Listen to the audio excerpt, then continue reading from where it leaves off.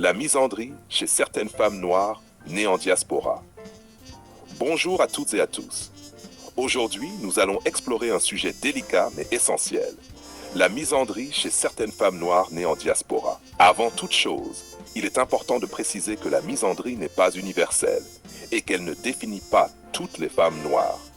Elle est souvent le résultat d'un enchaînement de traumatismes familiaux, sociaux et culturels. 1.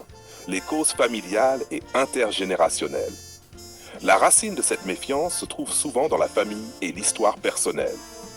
Les expériences de la mère, tromperie, violence conjugale, divorce répété. La mère devient un modèle. Si elle a souffert, sa fille apprend inconsciemment à se protéger. Les expériences de la tante ou des figures féminines élargies, les récits de trahison ou d'abandon renforcent l'idée que les hommes ne sont pas fiables. Ces histoires se transmettent comme des alertes silencieuses. Les traumatismes personnels, violence, abus ou trahison vécus directement créent un réflexe de prudence intense. Exemple concret, imaginez une jeune femme noire en diaspora. Son père était souvent absent ou violent, sa mère a connu plusieurs divorces et sa tante lui raconte ses expériences douloureuses avec les hommes. Elle grandit avec un réflexe, se méfier instinctivement de tout homme, même lorsqu'il est honnête et fiable. 2. L'effet de la diaspora et du contexte social. Être né en diaspora ajoute un niveau supplémentaire de complexité. Les femmes noires observent souvent les hommes noirs stéréotypés ou marginalisés dans la société d'accueil. Les blessures familiales se combinent aux représentations sociales pour créer un double mécanisme de protection. Se protéger des hommes et du jugement extérieur. L'indépendance devient une valeur centrale, non négociable.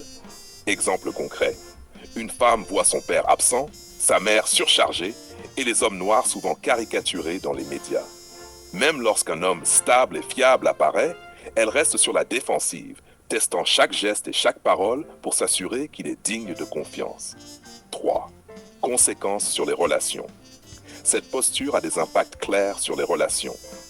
Difficulté à établir une relation saine. Test constant, distance émotionnelle, rejet initial. Attirance coexistante avec méfiance.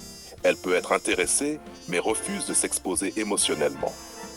Les hommes qui réussissent à dépasser cette barrière sont ceux qui montrent constance, fiabilité et leadership. Exemple concret, un homme entreprenant, respectueux et patient, qui reste cohérent malgré les tests et provocations, finit par gagner sa confiance. Ses actions valent plus que des paroles ou des promesses non démontrées. Choix 4. Solutions et